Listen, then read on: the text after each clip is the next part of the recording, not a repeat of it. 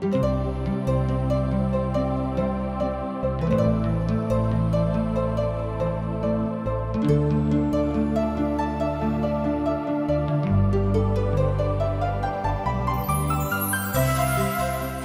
जीवन हमरा सबके एके बेर भेटैत अछि आ जीवन बहुत अनमोल छथि। जो ई जीवनों के जियो के अछि तो ओहिना जी नहीं सकै छी तो यह जीवन एना कहियो कि नीरस भ जाइ अछि। यह लेल TWR इंडिया प्रस्तुत क रहल छथि कार्यक्रम आशाक इजोत अहाँ के परमेश्वर के राह में आगा बढ़ावा में सहयोग करे आ अहाँ खुशहाल जीवन जी सकियो। कृपया क अहाँ देखू सुनू जाहिसँ परमेश्वर अहाँ के जीवनों के राह बनल रहे। आशा के इजोत मैथिली कार्यक्रम में हम एक बेर और अहाँ के अभिनंदन प्रभु यीशु मसीह के मीठ आ पवित्र नाम से क रहल छी। आजुक दिन हमरा सब देखब अध्याय 15 का अर्थात नीति वचनक पोथी तकर अध्याय 15। अध्याय 15 अच्छाई और बुराई के बीच में अवधान करैत अछि आर एहि संदर्भ में जीवा के प्रथम स्थान दैत छथि आ तकरा बाद वो हृदय का स्थान दऽ रहल छथि। एक बेर और ध्यान दियौ, अध्याय 15 अच्छाई और बुराई के बीच में अवधान कऽ रहल अछि आर एहि संदर्भ में जे एहि पोथी के लिखनिहार छथि वो जीवा के प्रथम स्थान देने छथिन आ तकरा बाद वो हृदय का स्थान देने छथि। अब तो स्पष्ट भ गेल होइत। बुद्धियारक वाणी पहिने सुन लिअ, मधुर उत्तर सुनलासँ जलजलाहट ठंडा भ जाइत अछि, मुदा कटु वचनसँ क्रोध धधकि उठैत अछि। ए बातक अहाँ एहिठाम देख सकैत छी पद 1 में। हमर विचार में ई नीति वचनक पढ़लाक बाद में अहाँक मोन आदमीक मोन भ जाइत, अर्थात जँ अहाँक मोन अखन धरि मनुखक मोन नहि बनल छल तब नीति वचनक पढ़ि कऽ ई बात अहाँक जिंदगी में संभव भ जायत। एहन बहुत नीति वचन अछि जे हुनका ऊपर लागू होइत छनि आ हमरा सभक ऊपर सेहो लागू होइत अछि। बहुत समस्या के देखलासँ बहुत केओ खिन्न भ जाइत छथि। ई मनुख जाति के मोन अछि, मनुख कमजोर अछि तऽ ई बात संभव अछि। आ मान लियो जँ हाँ ओहि काल में अपन खिन्नता के काल में कोनो एहन नीक समाद सुनि जायब बा अहाँके केओ जे अहाँके दोस्त छथि, जे अहाँके नीक छथि, आबि कऽ अहाँके बतौता कि यौ अहाँके समस्या के समाधान बड़ जल्दी परमेश्वर करब छथि, अहाँ चिंता नहीं करू, 2-4 दिन में अहाँके समस्या के समाधान भ जायत। नीक उत्तर सुनलासँ अहाँके मोन जे धधकैत छल अब अहाँके मोन ठंडा भ जायत। इहो एकटा बड़ नीक धन अछि जे धन परमेश्वरक पवित्र वचन अहाँके दऽ रहल छथि। सुंदर आर जे केओ छथि जिनका ई बात छनि कि हम सुंदर छी तऽ हुनक सुंदरता सेहो केकरो केकरो लेल आदरक बात भ सकै छै। किएक तऽ अहाँके सुंदर के बनौने छथि तऽ अहाँके पिता परमेश्वर अहाँके सृष्टिकर्ता बनौने छथि। जँ ई विचार अहाँके मन में आबि गेल अछि तहन अहाँ एहि बातक देख सकैत छी कि परमेश्वर कतेक नीक छथि जे अतेक सुंदर रूपवती स्त्री के गढ़ने छथिन, अतेक नीक रूपवान पुरुष के गढ़ने छथि। अर्थात बहुत बेर हमरा सब दैत्याकार मनुखक सेहो देखैत छी तहन हम बुझि सकैत छी कि यौ परमेश्वर किएक एहि तरहक बात कऽ रहल छथि कि केकरो खूब सुंदर बना दैत छथिन आ केकरो बहुत कुरूप बना दैत छथिन। एकटा बात कहब, चुप रहब, खूब सावधान रहब, एहि तरहक बात अपन मुखसँ नहि निकालब। किएक तऽ परमेश्वर जाय कोनो बातक बनौने छथि, कोनो ने कोनो उद्देश्य एहिमे लुकायल रहैत अछि कि ओ किएक अहाँके बहुत नीक आ केकरो बहुत कार बनौने छथि। अर्थात परमेश्वर कोनो खराब काज नहि करैत छथिन आ नहि ओ कऽ सकैत छथि, किएक तऽ हुनकासँ केकरो एहन बात नहीं अछि जे हुनका केकरो से डराबैक छनि।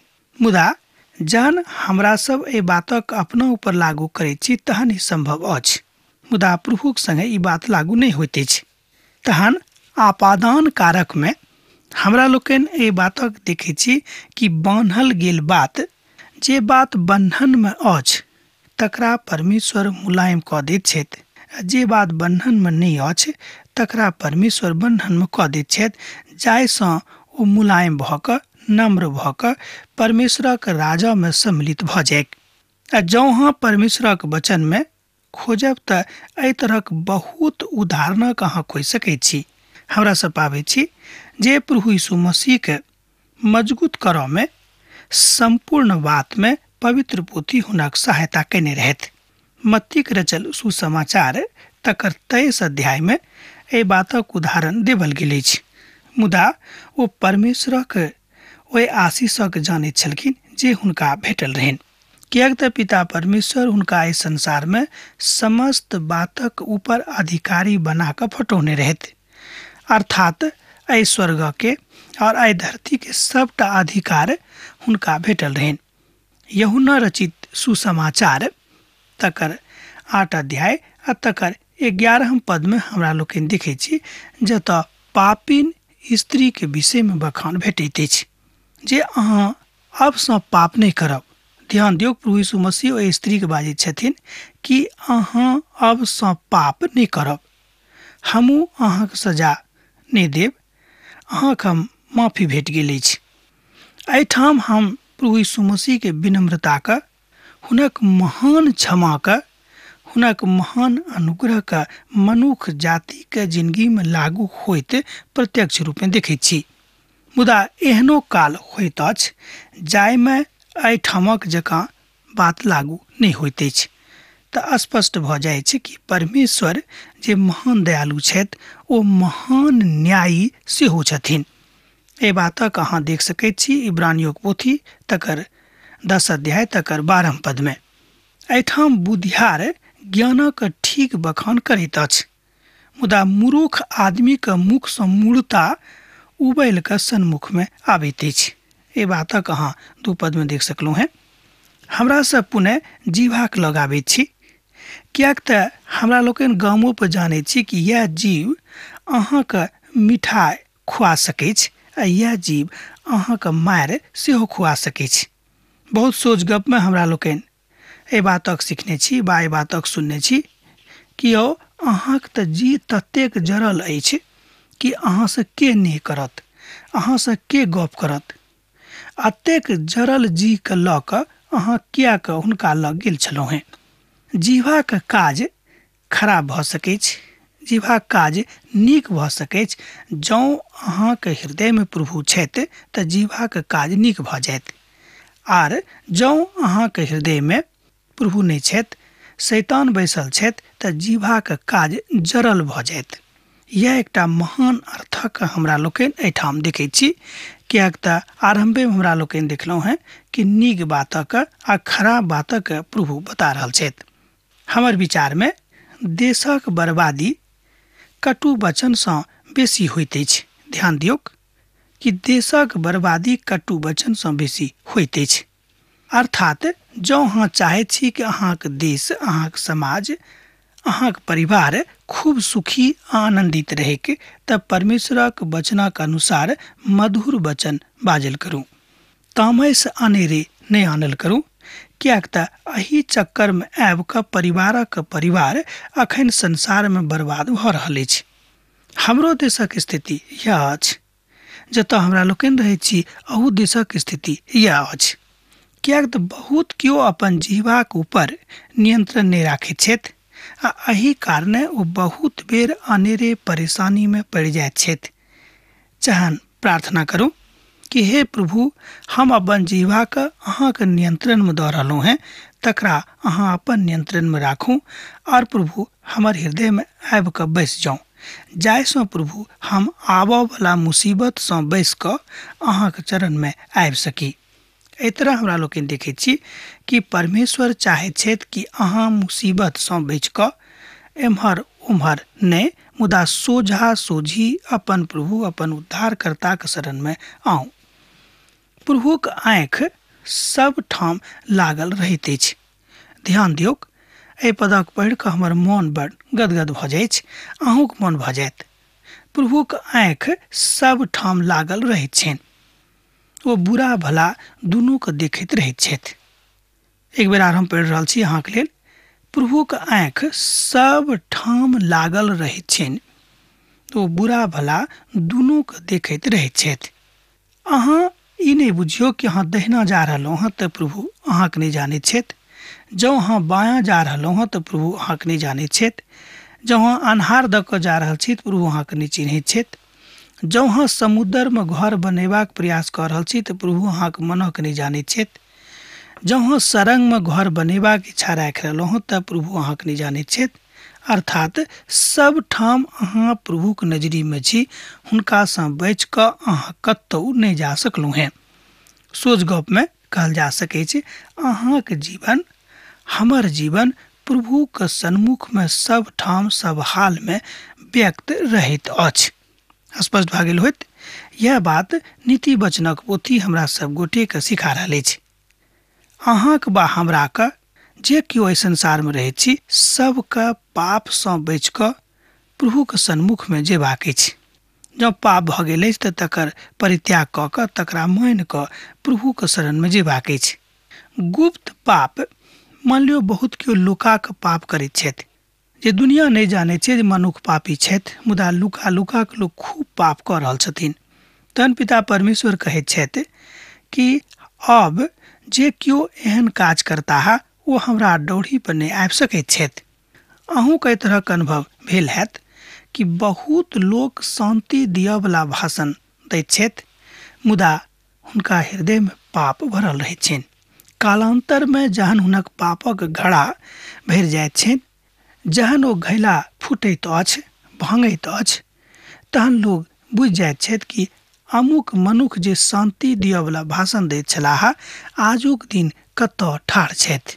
अर्थात परमेश्वर सब मनुखक दशाके जानैत छथिन कि के कतऽ ठाढ़ छथि।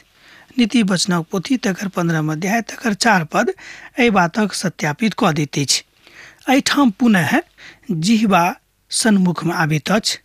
हमरा सबके बड्ड मुश्किलसँ एहि बातक बुझबाक अछि जे जिह्वाके कोना कऽ परमेश्वरक नियंत्रणमे दऽ दियैक। जे प्रभु अहाँके उबारि कऽ एहिठाम आनने छथि, जे प्रभु इसराइलीके ओतेक तकलीफसँ उठा कऽ वाचाके भूमि पर आनने रहथि, वह परमेश्वर आजुक दिनमे आह्वान कऽ रहल छथि कि यौ धियापुता हमरा लग चलि आउ, किएक तऽ अहाँ नहीं तऽ शापित भऽ जायब। ई पाप आ ई शराप सब किछु मनुखक लेल अछि, से बात नहि, मुदा मनुख स्वयं पापमे पड़ैत छथि, मनुख स्वयं शापित भऽ जाइत छथि, किएक तो परमेश्वरक वचनक महत्व नहीं दैत छथि और अपन जिह्वासँ खूब पाप करैत रहैत छथिन। तैँ जिह्वाक ऊपर नियंत्रण अहाँ नहीं कऽ सकलहुँ। ध्यान दियौक, जिह्वाक नियंत्रण बा जिह्वाक ऊपर नियंत्रण अहाँके नहीं भऽ सकैत जाबे धरि परमेश्वरक पवित्र वचन अहाँके जीवनमे नियंत्रण नहीं करतैथ। मूर्ख अपन माता पिताके शिक्षाके निरुस्तर कऽ दैत छथि, मुदा जे डाँटके स्वीकार करैत छथि ओ चतुर भऽ जाइत छथि। एहि बातक अहाँ एहिठाम देख सकैत छी। पद 5 में परमेश्वरक पवित्र वचन कहैत अछि कि जे केओ अपन पिताके बातक नहीं मानैत छथि ओ मुसीबतमे अनेरे पड़ैत छथि, आ जे केओ पिताके बातक मानैत छथि ओ अनेरे तकलीफमे नहीं पड़ैत छथिन। एहि तरह हमरा लोकनि देखैत छी कि हमरा सब अपन अपन जिह्वासँ बहुत बेर पाप करैत रहैत छी। नीति वचनक पोथीमे बहुत किछु लिखल गेल अछि, लिखबाक विषयमे अर्थात सलाह देबाक विषयमे, निर्देशन देबाक विषयमे, बातक मानबाक विषयमे, मूर्ख मनुखक विषयमे, विद्वान मनुखक विषयमे, बुद्धियार मनुखक विषयमे हमरा लोकनि देखैत छी पोथीमे। अर्थात पवित्र पोथी बाइबिल मनुखक अंतर मनक जे गहराई थिक तकरा ओ नीक रीतिसँ जानैत छथि कि अहाँ कतेक गहराईसँ, कतेक हृदयसँ अपन सृजनहारक संगे दोस्ती बढ़ौने छी, नेह बढ़ौने छी, नेह राखैत छी। सांकेतिक अछि कि जे सलाह प्रभुसँ अहाँके भेटल अछि तकरा ऊपर अहाँ कतेक पालन कऽ रहल छी। धर्मीक घरमे बहुत धन रहैत अछि, मुदा दुष्टक उपार्जनमे दुख रहैत अछि।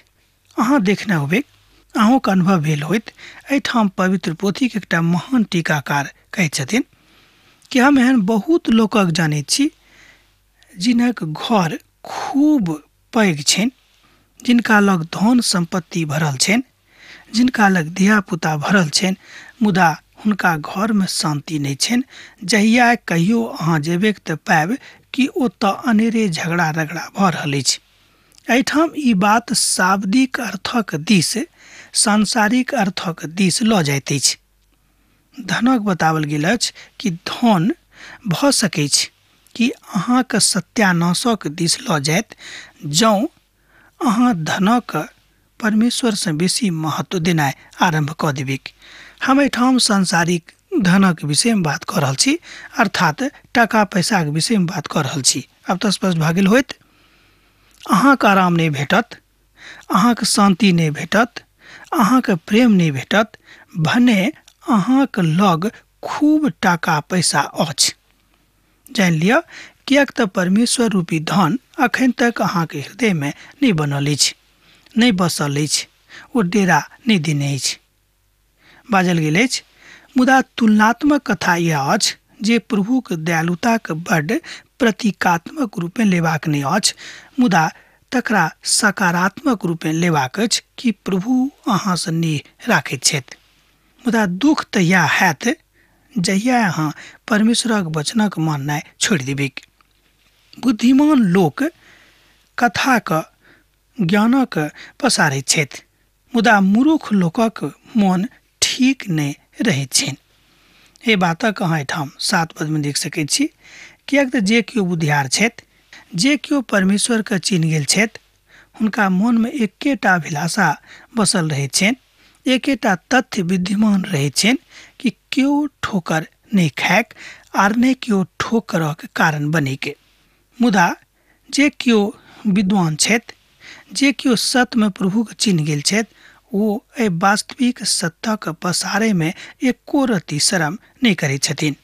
दुष्ट लोकक बलिदानसँ प्रभु घृणा करैत छथि, मुदा ओ सब लोकक प्रार्थनासँ प्रसन्न होइत छथि। एहिठाम हमरा लोकनि देखैत छी पुरना नियमक दिस इशारा कयल गेल अछि। अहाँके स्मरण होइत कि आदमक दुनूटा बेटा जहन प्रभुक लग बलिदान लऽ कऽ गेल छलाह तऽ एक गोटेक बलिदानक ओ ग्रहण कऽ लेलखिन आ दोसर गोटेक बलिदानक ओ अस्वीकार कऽ देलखिन। कारण की छल? पवित्रता। कारण की छल? जिह्वा। कारण की छल?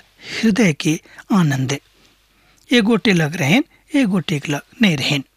दोसर गप में जाओ और गहराई से बातक बुझबे तेना बुझियोक। ई नहीं कि जेकर दानक ओ अस्वीकार कऽ देलखिन, जिनक बलिदानक ओ कहलखिन कि हम ग्रहण नहीं करब, तहन अहाँ की बुझे छी कि हुनका सो प्रेम नहीं करैत छलाह? हुनको सँ प्रभु प्रेम राखैत छलाह, मुदा अपन धिया पुता का सुधारे के लेल पिता परमेश्वर हुनका अवसर दिलनि कि एहि द्वारा अहाँक दान, अहाँक बलिदान ग्रहण नहीं कयल गेल, किएक तऽ अहाँक जिह्वा, अहाँक मन, अहाँक हृदय पवित्र अखन धरि नहि भेल अछि। बिनु पवित्रताक केओ परमेश्वरक प्रसन्न नहि कऽ सकैत छथि। एहि बातक हमरा लोकनि बेर बेर सुनैत छी एहि अध्ययन कार्यक्रममे, तहन अहाँ स्वयंके पवित्र बनेबाक प्रयास करैत रहब। मुदा एहि बातक विषयमे पवित्र पोथी बाइबिल बड़ स्पष्ट करैत अछि जे दुष्ट आदमीसँ कहियो प्रभु प्रसन्न नहि भऽ सकैत छथि। भऽ सकैत छै कि अहाँ टका पैसाके मोहमे, अहाँ टका पैसाके प्रभावमे लोकके, समाजके प्रभावित कऽ सकैत छी, मुदा परमेश्वरके कहियो प्रभावित नहीं कऽ सकलहुँ हैं। नीति वचनक पोथी तकर 15 अध्याय तकर 26 पद एहि बातक, एहि सत्यक बड़ स्पष्टता के साथ उजागर कऽ रहल अछि। किएक तऽ गलती अछि। परमेश्वर कहियो गलत करऽवलाक संगे नहीं रहता है। ध्यान दियौ, किएक नहीं ओ गलत करऽवला खूब टका पैसा वाला मनुख छथि, खूब प्रभारी मनुख छथि, खूब अपन प्रभावक छोड़ऽवला मनुख छथि, मुदा हुनक प्रभाव एको रत्ती परमेश्वरक ऊपर लागू नहीं हेतैक। एहि बातक एहिठाम बड़ स्पष्टता के साथ परमेश्वरक वचन बखान कऽ रहल अछि। अहाँक अपन जिंदगीके अन्दरसँ सब तरहक जे खराब बात अछि तकरा निकलबाक जरूरत अछि, किएक तऽ प्रभु अपन काज कऽ देने छथि। अर्थात अपन एकलौता पुत्र के एहिठाम पठा कऽ हमरा सभक लेल उद्धारक द्वार खोलि देने छथि। हमरा सभक लेल ओ सोनीत बहा चुकने छथि। हमरा सभक लेल ओ बेइज्जत भऽ चुकल छथि। अर्थात ओ अपन काज पूर्ण कऽ देने छथिन। आब हमरा सभक बारी अछि कि हमरो सब हुनक काज पूरा करियैक और हुनक वचनक आदर करियैक। दुष्टक चाल चलन से यहोवा घृणा करैत छथि। ध्यान दियौक पद 9 के। दुष्टक चाल चलन से यहोवा घृणा करैत छथि, मुदा जे धर्मक पाछा करैत छथि ओ ओकरा सँ प्रेम राखैत छथि। पवित्र पोथी बाइबिल कहैत अछि कि अहाँक संगे प्रभु प्रेम कऽ सकैत छथि, प्रेम करबाक लेल ओ तैयार छथि। एहि दुआरे ओहिठाम एहि संसारमे पठाओल गेल छलाह। मुदा की अहाँ अपन नीतिके परिवर्तन कयने छी? की अहाँ अपन प्रभुक संगे आबैके इच्छा राखैत छी? की अहाँ दुष्टवला युक्ति छोड़ि चुकल छी? की अहाँ धर्मक काजमे अभिरुचि लऽ रहल छी? की अहाँ लोकक भलाइके लेल अपन प्राणक निछावर करबाक लेल तैयार छी? ई अछि आत्माके काज, आर जे केओ नीक जिह्वा राखैत छथि हुनक काज। स्मरण करब जे यह कथा हमरा सब गोटेके परमेश्वरक पवित्र वचनक में मजबूत करबाक दिस इशारा करैत अछि। लागले हमरा सभक पवित्र जीवन जीवाक देर इशारा सेहो कऽ रहल अछि। दोसर कुरिन्थियों पोथी तकर 1 अध्याय तकर 30 पद। मुदा हुनके दिस सँ प्रभु यीशु में छथि, धर्म और पवित्रता और छुटकारा अछि। ध्यान दियौक, मुदा हुनके दिस सँ प्रभु यीशु मसीह में छथि, धर्म और पवित्रता और छुटकारा अछि। कियाक तऽ प्रभु यीशु मसीह के कारणे अहाँ धर्मी ठहरावल गेलहुँ हैं। ध्यान दियौक, प्रभु यीशु मसीह के कारणे मनुख जाति धर्मी ठहरावल गेल अछि। मुदा ई बात सभक संगे लागू नहीं हैत, कियाक तऽ जे केओ हुनका अपन उद्धारकर्ता के रूप में ग्रहण नहीं कयने छथिन हुनका में ई वचन लागू नहीं होइत छनि। सुनि कऽ तम साहेब ने अहूँ परमेश्वरक महान परिवार में सम्मिलित भऽ सकलहुँ हैं। प्रभु यीशु मसीह आह्वान कऽ रहल छथि। आ एहिठाम हमरा लोकनि देखैत छी कि जे केओ अनर्गल बातक छोड़ि दैत छथि तकरा ऊपर ताड़ना के बात नहीं छीक। अर्थात जे केओ हुनक डाँट कऽ हुनक फटकार कऽ तुच्छ नहीं बुझैत छथि ओ कतेक महान लोक छथि। अब एकटा बात हम चाहैत छी अहाँ लिख कऽ राखि लिअ। एहि बातक सत्यापन अहाँ एहिठाम कऽ सकैत छी नीति वचनक पोथी तकर 15 अध्याय आ तकर 10 पद में। आ जे आदमी घृणा करैत अछि ओ गलत अछि। एहन किछु लोक छथि जे एहि बातक एहि सलाहके नहीं मानैत अछि। हमरा लोकनि देख रहल छलहुँ हैं खराब आ अच्छा में की फर्क होइत अछि। पवित्र वचन पवित्र पोथी बाइबिल सँ जे किछु बात रहि गेल तकरा ऊपर हमरा लोकनि दोसर दिन चर्चा करब। हमरा आजुक दिन अब एही ठाम विदा दिअ, कियाक तऽ अहाँ से विदा होइके हमर बेरा भऽ रहल अछि। पाती लिखनाइ नहीं बिसरायब। यीशुके नेह, यीशुके पवित्र नेह अहाँके जिंदगी में बनल रहेक। आमीन। हमर विश्वास अछि कि ई कार्यक्रम अहाँके लेल लाभदायक सिद्ध अछि। हम चाहै छी कि अहाँ अपन आशीषके हमरा संग साझा करू। जँ अहाँ के नजीक बाइबल सँ आ जीवन सँ संबंधित कोनो प्रकार के प्रश्न भऽ सकै अछि तऽ अपन समस्या के लेल प्रार्थना करबा के लेल जँ चाहै छी तऽ हमरा फोन नंबर पर जरूर संपर्क कऽ सकै छी। परमेश्वर अहाँ सब के लेल एकटा सुंदर, सुखद, आनंदित दिन प्रदान करे।